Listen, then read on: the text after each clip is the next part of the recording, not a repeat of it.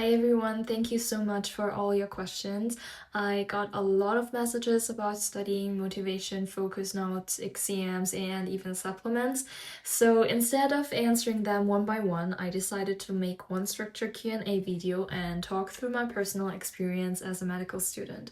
Just a small reminder before we start, this is not a perfect system and it's definitely not medical or academic advice. It's simply what worked for me over the years, and I hope it helps you find your own way.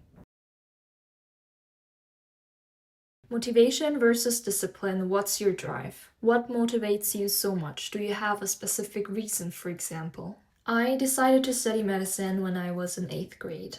Back then, I was doing voluntary work, helping other people, and honestly, it made me really happy. I know it sounds cliche, but it's the truth. That feeling gave me a lot of motivation. I worked hard, I got into medical school, and I kept working hard, but then reality hit. Medical school is exhausting, overwhelming, and very different from what you imagine at the beginning, and at some point, my motivation just faded away. I didn't want to study anymore. I didn't want to do anything. I felt disappointed, frustrated, and honestly quite lost. But I was already too far to stop. So I started doing the bare minimum, just enough to get through. And one day I realized something very important. Motivation is unstable, it comes and goes. It disappears exactly when you need it the most. What actually carries you through normal days, bad days, and very tired days is discipline. So I stopped waiting to feel motivated to study. I stopped asking myself every day whether I want to study or not. I started relying on discipline instead. Right now, my main drive is discipline, not motivation. And this is just a short version of my story. I'll go much deeper into this topic in a separate video because it really changed everything for me. I want to know what books you follow for your med school. Do you study from standard books? In preclinical years, called clinic, I studied mainly with books. Anatomy, biochemistry, physiology, it was a lot, but somehow I managed it. I also used posters, especially to memorize pictures, structures, and anatomical relations, but now in clinical years, it's just too much. There is so much content and it keeps updating. For me personally, studying with classic textbooks is no longer realistic. So now I mainly study with Amboss and with lectures. I personally prefer Amboss because it's structured, up-to-date, and very exam-oriented. Lectures don't help me that much in terms of learning, but I still focus during lectures when I'm there, most of the time. What apps do you use for your study? Do you recommend using a laptop or an iPad? During classes, I mostly use my iPad for note-taking, mainly with GoodNotes. I don't really like carrying my laptop around because it feels too big and heavy for me personally. Sometimes I use Forest to track my study time, not always, but when I need a bit more structure. For memorization, I sometimes use digital flashcards, mainly Anki, and to stay organized, I use a study planner and Google Calendar. In my planner, I usually write down the most important schedule of the day. During exam periods, it changes. Then I write down all the topics I want to study that day. What do you think about AI? Are you using it for studying? For me, AI is very helpful, especially for understanding topics and reducing research time, but the way you use it matters a lot. I don't use AI like, what's the answer for this question? I use it actively to explore topics, ask follow-up questions, and then look for the answer myself. If you use it passively, it doesn't really help you learn. What supplements do you take? Regarding supplements, I personally take vitamin A, C, and D during winter, sometimes probiotics for my gut, and recently memory signal. I wouldn't say that supplements are the main reason I have more energy. They support me, for example, my immune system, but they're not magic. What's much more important is sleep, food, and light exposure. You really need to find out how much sleep you need. For me, it used to be around 9 to 10 hours. Nowadays, 8 to 9 hours is perfect. But I know that's not always realistic, so you should at least know your minimum. For me, that's around 6 hours. I'm also a night owl, and waking up early is very hard for me, especially in winter. That's why I use a daylight lamp with 10,000 lux every morning, and it really helped my sleep schedule. And about food, by healthy, I don't mean following some strict rules. I mean eating food that your body feels good with. For example, I try to eat fewer dairy products because my body doesn't feel great after them, even though they're not unhealthy in general. Another very common set of questions was, should I study all topics when I don't have exams or only what's important for exam phases? Rereading versus past exam papers, which one do you focus on? So, let's be honest. I wish I could study perfectly every single day during lectures. Go home, revise everything again, maybe study at the library, and then only revise slightly during exam phase. But I don't really do that. I could do it, but then I wouldn't have time for other things I like and love. And to be honest, during the semester, those other things are my priority. I do focus during class, yes, but I don't study all the time outside of it. And I think people who manage to study perfectly every single day, I respect them a lot, but they probably won't be watching this video. What I do instead is this. Once I know the exact exam dates, I make a study plan. The first thing I look at is not the content, but the actual time I have and want to invest. Case 1. More than 24 hours of actual study time. If I have more than 24 hours of real study time, and I mean actual hours, not just days, I start with past exam papers. Not to memorize answers, but to understand what is important, which topics come up again and again. Then I revise everything at least once and make summary notes. If I have more time, I revise a second and a third time. When I studied like this, I usually scored a 1 or 2, which is an A or B in the German system. After that, I do past exam questions one more time, but now it's not about the metacognition anymore. It's about understanding the question deeply. Why is this the correct answer, and why are the other answers wrong? And shortly before the exam, I revised the most important things again. I know many people say you shouldn't study right before an exam. I did it every single time and it helped me every single time. The key point is don't rush, don't panic. I tell myself it's okay if I can't look at everything. Getting 50% really solid is better than touching 100% superficially. Case 2. Less than 24 hours of study time. If I have less than 24 hours of actual study time, I only do past exam papers. The reason is very simple. If you start rereading or summarizing without knowing what's really important, you waste a lot of time. So my system becomes questions, answers, learning the topic. I do the questions, the ones I get right, I ignore.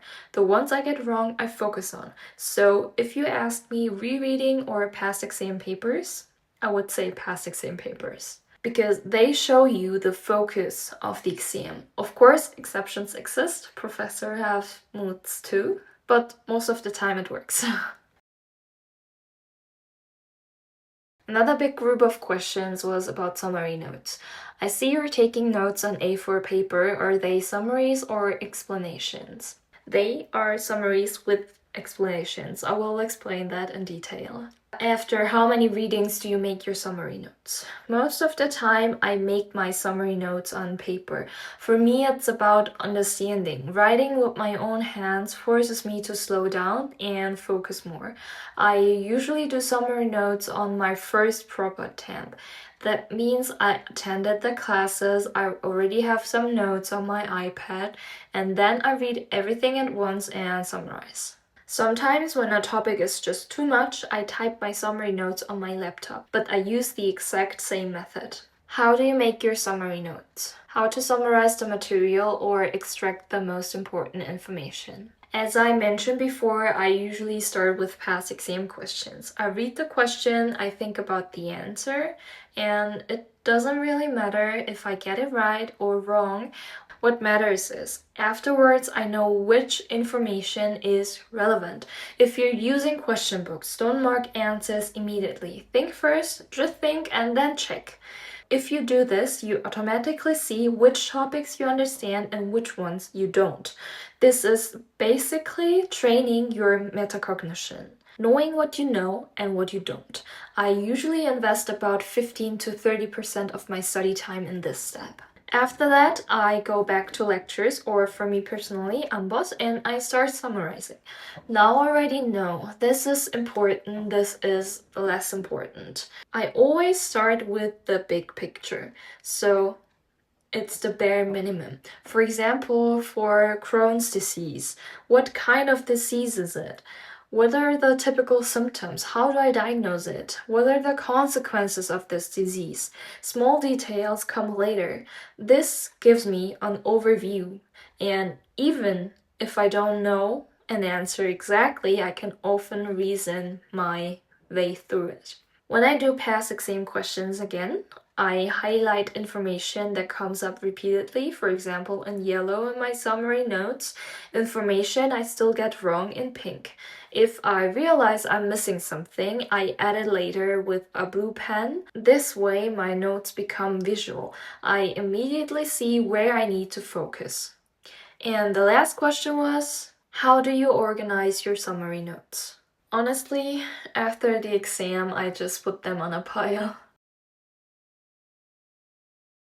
The last big group of questions was about focus and memorization and how to study when you're tired, for example. How do you do your input? Did you use special tricks like mind maps? For memorization, I think the most important concept is input versus output. Input is everything like reading, watching, listening. That's maybe 30%. Output is everything where you have to produce the information. That should be around 70%. Output forces your brain to work. So after input, you have to do output, and this is the difficult part. This can be answering questions, revising on blank paper, or explaining it out loud. I've tried many study methods, mind maps, different systems, different tricks. Mind maps, for example, didn't help me that much personally. If they help you, great, do them. You always have to find out what suits you best. And most of the time, you do that automatically. Study tips and tricks are helpful, of course, but if you completely change your system instead of integrating them slowly, it can actually cost you a lot of time. Your brain then puts its energy into maintaining a new system instead of learning the material. If you have a lot of time, that's fine, but most of the time, it helps much more to look at your current system and adjust it step by step. For me, input starts with the big picture, the bare minimum, on my summary notes.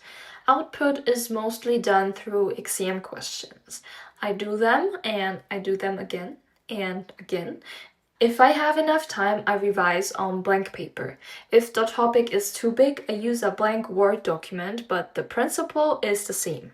I try to write down everything I know about the topic. Then I compare it with my summary notes. See what I didn't know or forgot. That's new input. And then I say it loud, for example. I understand the concept quickly, but still can't explain it in words. It's a bit like math. In math class, the teacher explains everything step by step, and you think you understand it. But when you try to solve it yourself, you can't.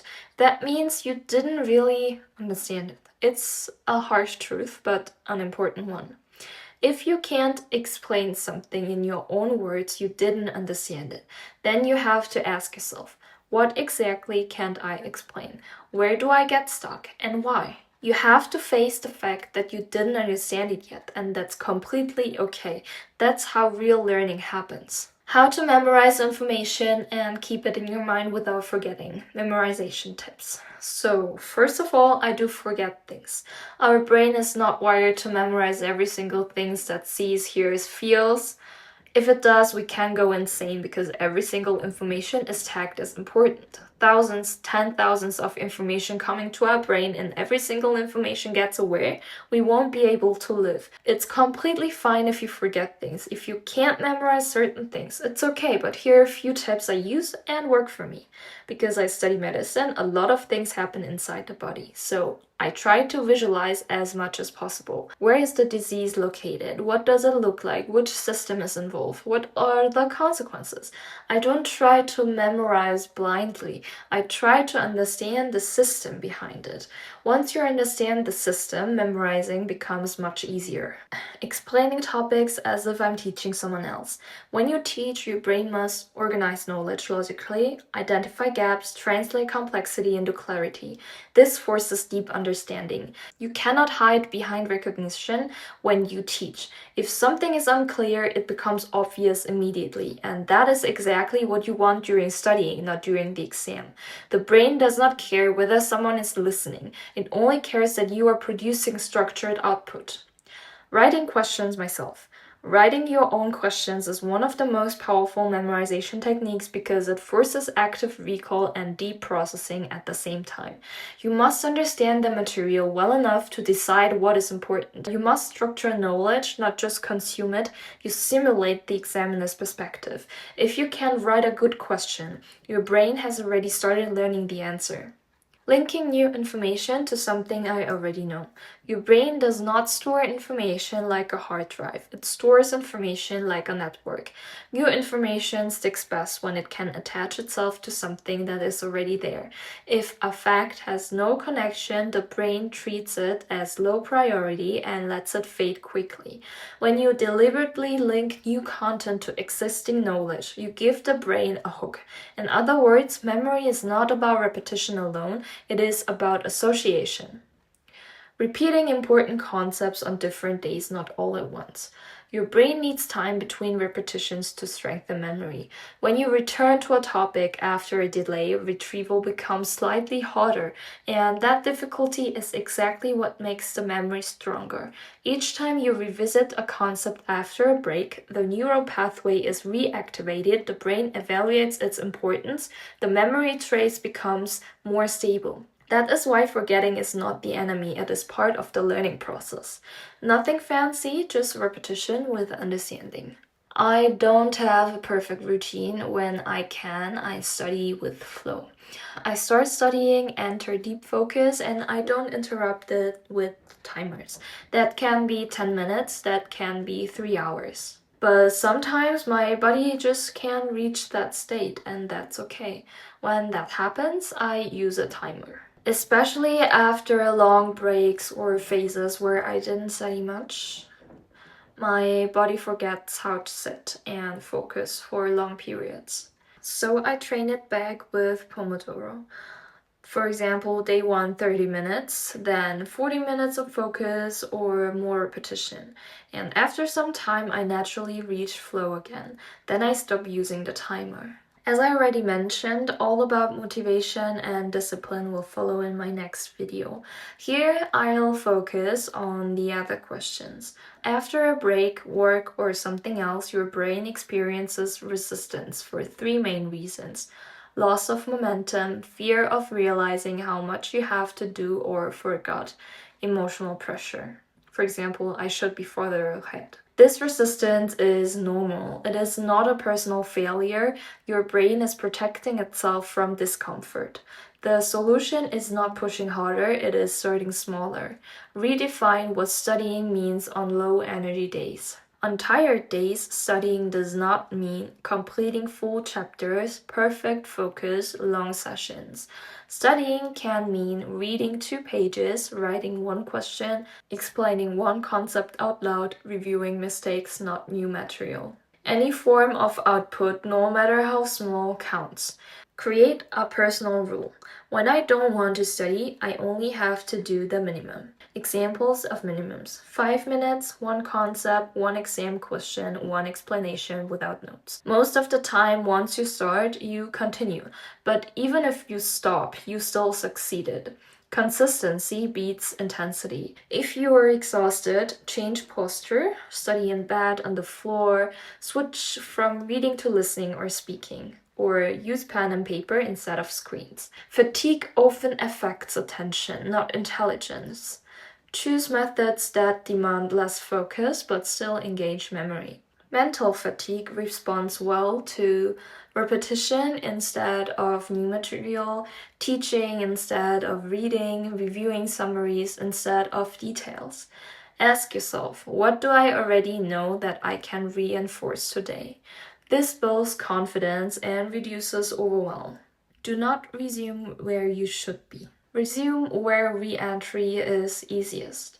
A good restart sequence can be skim, do not study, identify familiar topics, choose one safe concept, explain it out loud, stop early on purpose. Stopping while it still feels manageable makes it easier to return the next day. Last but not least, emotional support, guilt, and self-talk.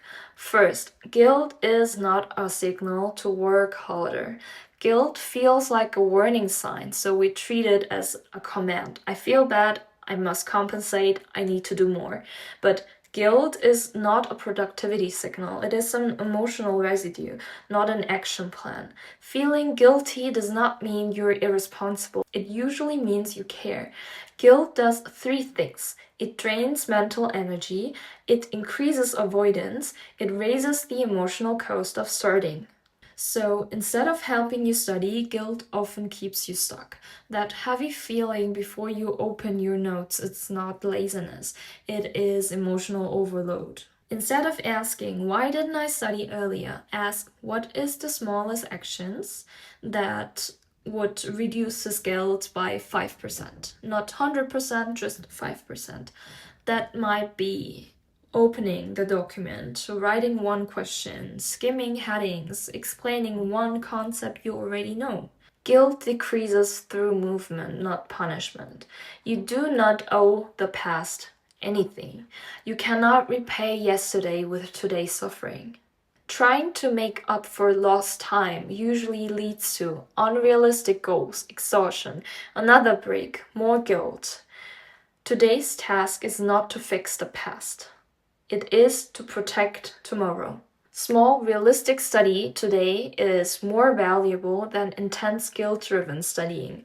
Responsibility says, I'll take care of this step by step. Guilt says, I should already be farther.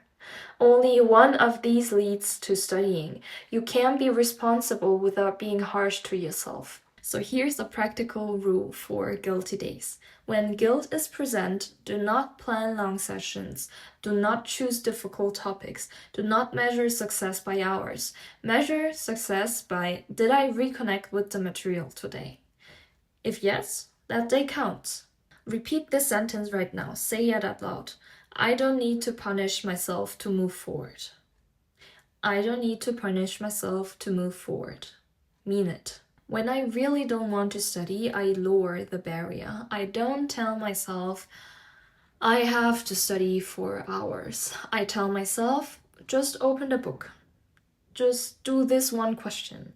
Just read one page. Something small like this. Because most of the time, starting is the hardest part. You are not behind because you are incapable. You feel behind because you have high standards and limited energy. Guilt is not evidence of failure. It is evidence that this matters to you. And caring is not a weakness. It just needs direction. I know studying can feel overwhelming, lonely, and frustrating sometimes, but struggling doesn't mean you're doing it wrong. It just means you're human. In the next video, I'll explain all about discipline because that was another huge topic. Thank you so much for watching and for all your thoughtful questions. Love you all and bye.